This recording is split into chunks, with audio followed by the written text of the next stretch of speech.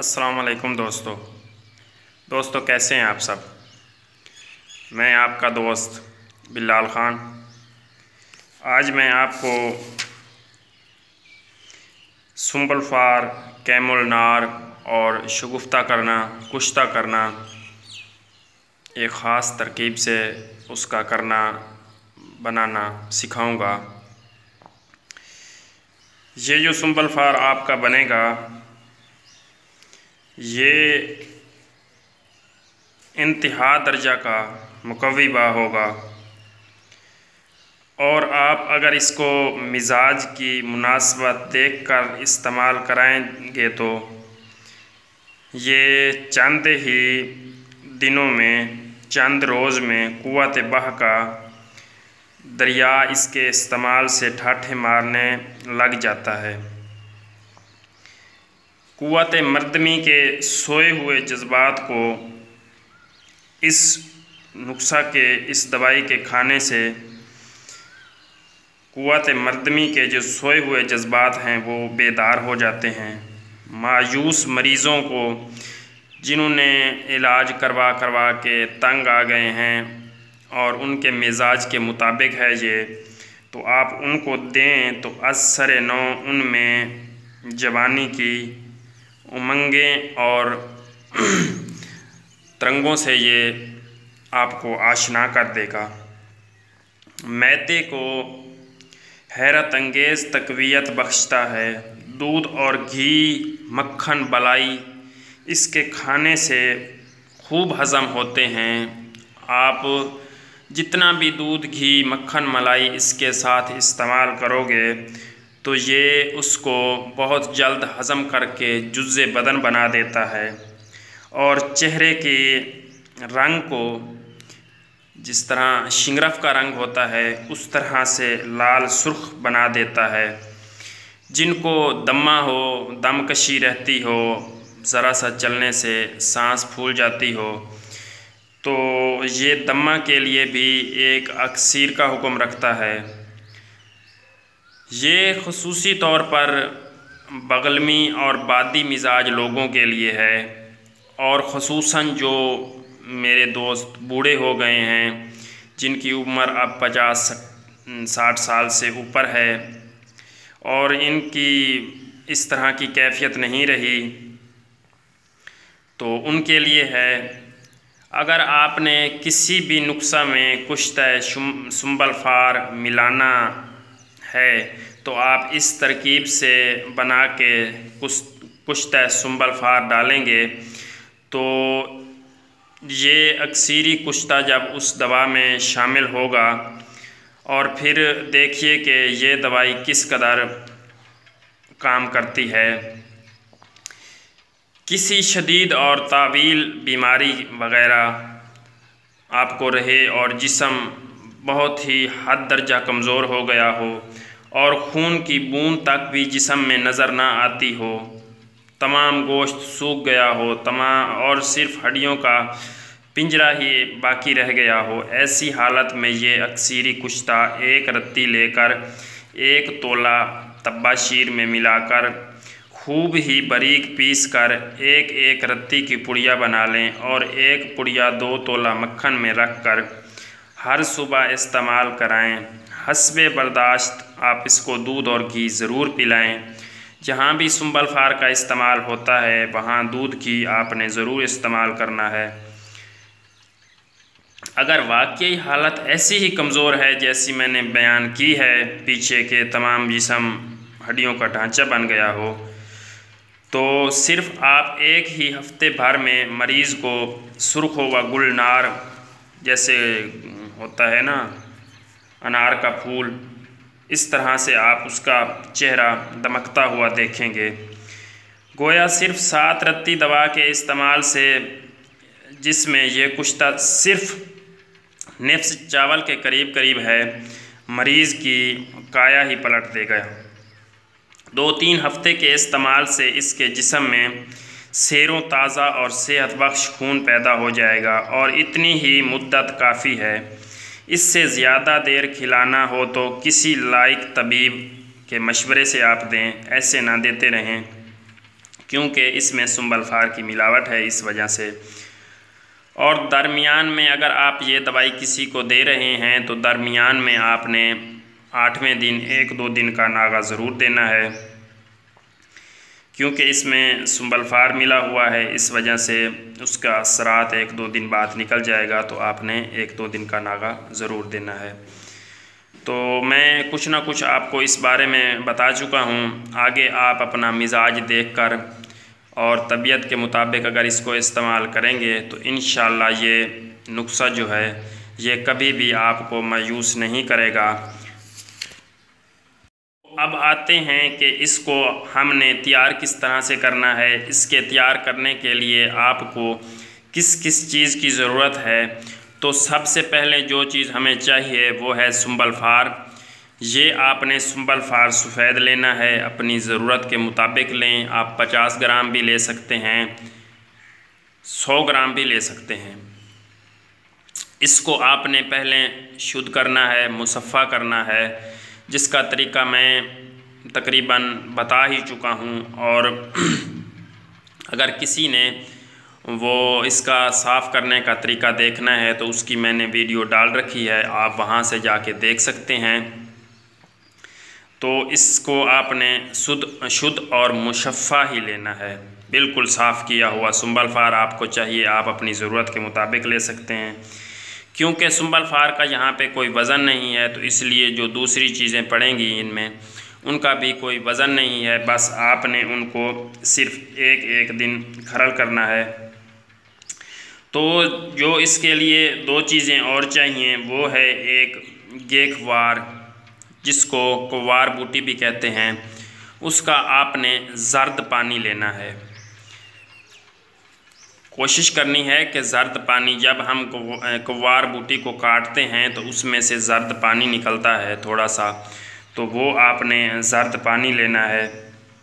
और दूसरा आपने इसके लिए लेना है अदरक, सब्ज़ अदरक का आपने पानी लेना है, अर्क लेना है। पहले उसको कूट कर आपने उसका अर्क निकाल के किसी बर्तन में, चीनी के बर्तन में या शीशे के बर्तन में आपने उसको रख देना है, किसी धात वगैरह के बर्तन में नहीं रखना। तो आपने जब भी किसी चीज़ का अर्क इस तरह से, जो तेज़ अर्क होते हैं, खट्टी वगैरह चीज़ या इस तरह का, तो आपने उसको किसी मिट्टी के प्याले में, जैसे रोगनी प्याले होते हैं या चाय पीने वाले प्याले, उनमें रखना है, या किसी शीशे के बर्तन में रखना है। तो 1-2 दिन आप उसको पड़ा रहने दें। उसके नीचे जो उसका सत होगा इसका अदरक का, वो बैठ जाएगा। और फिर आपने ऊपर से मुकद्दर पानी साफ़ सुथरा निथार के वो रख लेना है। तो पहले और जो हमको इसके लिए तीसरी चीज़ चाहिए वो चाहिए बेरी की लकड़ी। वो भी अपनी आप ज़रूरत के मुताबिक लें। वो 2 अंगल तक मोटी हों, इससे बड़ी मोटी ना हो। तो सबसे पहले आपने सुंबलफार का वज़न मुकर्रर कर लेना है कि अगर आप 50 ग्राम ले रहे हैं तो ये चीज़ें, वो 50 ग्राम सुंबलफार इसमें डाल के तो फिर आपने इसको खरल करना शुरू कर देना है। 1 रोज़ तक आपने इसको ऐसे ही खरल कर लें सूखे को। तो फिर आपने इसमें जो शीरा जर्द रंग होगा गेखवार, वो कतरा कतरा डाल के खरल करते जाएं।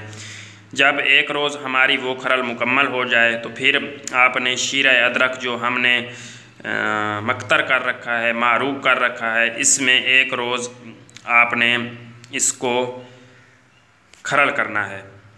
खरल करके फिर आपने अगर ज़्यादा ले रहे हैं तो उसी हिसाब से आप बर्तन लें। अगर 5-5 तोले ले रहे हैं तो बड़े बड़े 2 प्याले ले लें। तो आपने उस टिक्की को इन प्यालों के अंदर रख देना है जो हमने खरल की होगी। 1 दिन गेखवार के रस में, एलोवेरा के रस में और जर्द रंग के, और 1 दिन हमने अदरक के रस में खरल की थी। उसकी टिक्की बना के आपने खुश्क कर लेनी है। खुश्क करने के बाद 1 प्याले में रख देनी है। तो प्यालों को पहले आप गिल हिकमत कर लें नीचे वाले प्याले को, क्योंकि वो टूट ना जाए। तो फिर आपने दूसरा प्याला इसके ऊपर दे देना है। इसके देने के बाद फिर आपने यहाँ से इनके लबों पर भी अच्छी तरह से कपड़ा मिट्टी कर देनी है, गिल हिकमत कर देनी है। और सबसे पहले जब आप प्याले बाज़ार से लेके आएँ तो इनको आप किसी फर्श वगैरह पे या किसी चीज़ पे रगड़ कर इस तरह से इनके किनारे आप हमवार कर लें, बराबर कर लें कि इनमें ना किसी चीज़ की भी गुंजाइश ना हो कि कोई चीज़ इनके कोई सुराख वगैरह ना रह जाए और आपका जो सुंबल फार है वो अंदर से उड़ ना जाए। तो इनको बिल्कुल ही आपने अच्छी तरह से रगड़ के बिल्कुल ही बराबर कर लेना है। तो उसके बाद आपने इसके ऊपर कपड़ा लपेट के और अच्छी तरह से इसकी गिल हिकमत कर लेनी है। तो ये जो ऊपर वाला प्याला है आप इसको इतना अच्छी तरह से मजबूत गिल हिकमत ना भी करें तो कोई बात नहीं है। फिर आपने इसको आग पे रख देना है, बिल्कुल ही महीन बारीक हल्की हल्की सी आग हो, बेरी की लकड़ी की। तो ये आपने जब तक आपकी दवाई तैयार नहीं होती तब तक आपने बेरी की लकड़ी ही इस्तेमाल करनी है, चाहे इसके लिए आपको जितनी भी लकड़ी खर्च हो जाए। ये ना हो कि एक दिन आपने बेरी की लकड़ी इस्तेमाल की एक आग पे और दूसरी आग पे फिर आपने कीकर की लकड़ी इस्तेमाल कर ली। तो बेरी की लकड़ी ही बेहतर रहती है। तो आपने फिर नीचे हल्की हल्की सी आग जलानी शुरू कर देनी है, फिर थोड़ी सी तेज़ भी कर सकते हैं। तो इस तरह का एक मैं आपको दिखाने के लिए 4 ताह का कपड़ा लेना है। ये एक ताह हो गई, फिर आपने इसको फिर से लपेट देना है। तो इस तरह का 4 ताह का कपड़ा बन जाएगा। उसके बाद फिर आपने इसको पानी में भिगो के, नीचे आग जल रही होगी तो इसके ऊपर आपने रखते जाना है ऐसे। जब ये खुश्क होने लगे तो आपने उतार के फिर दूसरा कपड़ा इसके ऊपर रख देना है, ताकि ये जो हमारा नीचे से सुंबल फार का जोहर उड़ के ऊपर लगेगा वो आग की तपिश की वजह से जल ना जाए। ये कपड़ा आपने ऊपर ज़रूर रखना है, ऊपर वाले प्याले को आपने ठंडा रखना है। तो 3 घंटे बाद आपने आग बंद कर देनी है और इसको ठंडा होने देना है। ठंडा होने के बाद आपने जब ये ठंडा हो जाए तो अंदर से दवाई को निकाल लेना है। वो भी आपने जो नीचे टिक्की पड़ी होगी वो भी निकाल लेनी है, और जो ऊपर आपका जोहर लगा हुआ होगा सफ़ेद रंग का क्रिस्टल शक्ल में, वो भी आपने सुंबल फार का किसी चीज़ से उतार लेना है। उतार के फिर आपने दोनों को डाल के दोनों को मिक्स कर देना है। मिक्स करने के बाद उनका आपने वज़न करना है। फ़र्ज़ करें कि आपने 50 तोले सुंबल फार लिया था और अब आपका वज़न जो है वो कम हो गया है, तो उतना आप सुंबल फार और डाल के 2 तोले कम हुआ है, 1 तोला कम हुआ है, जितना भी कम हुआ है या आधा तोला कम हुआ है तो उतना आप जदीद नया सुंबल फार डाल के तो आपने उसको फिर वैसे ही खरल करना है। जब पहले की तरह एक दिन आपने उसको एलोवेरा के रस में और दूसरे दिन आपने उसको वो अदरक के रस में खरल करके फिर टिक्की बनाकर फिर खुश्क करनी है, और फिर आपने इसको इसी तरह से आग देनी है। ये आपकी आग देने पे मुनहसर है, आपके तजर्बे पे मुनहसर है कि आप किस तरह से आग दे रहे हो और किस तरह से गिल हिकमत कर रहे हो। तो ये आपका 15 आग में भी जोहर उड़ना ख़त्म हो सकता है, 20 आग में भी हो सकता है और 25 आग तक भी ये जा सकता है। तो आपने जब पहली दफ़ा इसमें आपको सुंबल फार ज़्यादा डालना पड़ेगा, फिर दूसरी दफ़ा थोड़ा कम डालना पड़ेगा, तीसरी दफ़ा फिर कम डालना पड़ेगा। तो आपने उस वक़्त तक इसको आग देते जाना है जब तक कि आपका सुंबल फार का जो जोहर उड़ना है वो बंद हो जाए और नीचे वाला जो आपने डाला है उसका वज़न 50 ग्राम पूरा ही रहे जितना आपने पहले डाला था। तो उस वक़्त ये आपका जो अक्सीरी कुश्ता है सुंबल फार का ये आपका तैयार हो जाएगा। तो इसमें अदरक की भी अमेज़िश है और गेखवार की भी। ये मैदे पे बहुत ज़्यादा काम करता है, मैदे को ताकत देता है, आपकी खुराक वगैरह को अच्छी तरह से हज़म करता है। ना इसमें कोई आग की, कभी कभी तो ये 10-12 आग में भी हो जाता है, जोहर उड़ना बंद हो जाता है और ये बावज़न ही निकलता है। तो ये आहिस्ता आहिस्ता से कुश्ता होता जाएगा साथ साथ। तो इसका जो कुश्ता तैयार है पहले भी मैं आपको बता चुका हूँ। तो जो मेरे हकीम दोस्त हैं या जिनको इस चीज़ का पता है कि सुंबल फार क्या है, तो वो इसके बनाने की तरकीब से भी अंदाज़ा लगा सकते हैं कि ये कितनी अच्छी और अक्सीरी चीज़ है। आप इसको एक बार, थोड़ा मेहनत तलब है, मेहनत इसमें आपकी होनी है, क्योंकि आपको हर आग पे 3 घंटे आग पे भी बैठना पड़ेगा और खरल भी है इसकी, तो सुंबल फार भी आपका इसमें लगेगा। इसमें आप 100 ग्राम तक भी बना सकते हैं, ये आपकी गुंजाइश है कि आप जितना बना लें। तो ये अक्सीरी चीज़ आपकी तैयार हो जाएगी, फिर आपको ये पूरी ज़िंदगी काम देगी इंशाल्लाह। ये जैसा मैंने कहा है ऐसे ऐसे ही इसके फ़ायदे हैं। और जो इसकी मिकदार खुराक है वो 1 चावल से लेकर 2 चावल तक है। आप मक्खन या मलाई या किसी और बदरका के साथ इसको दे सकते हैं। और बार बार मैं आपको यही बोल रहा हूँ कि जब आपने इस तरह का कोई भी सुंबल फार की आमेज़िश वाली चीज़ हो या इस तरह की कोई भी चीज़ हो, तो आपने साथ दूध घी का बहुत ज़्यादा इस्तेमाल करना है। जो लोग दूध घी इस्तेमाल नहीं कर सकते, आप उनको ये चीज़ ना दें। तो अगर आपको मेरी वीडियो अच्छी लगी है तो आपने मेरे चैनल को ज़रूर सब्सक्राइब कर देना है, वीडियो को लाइक एंड शेयर करें। बहुत बहुत शुक्रिया। अल्लाह हाफिज़।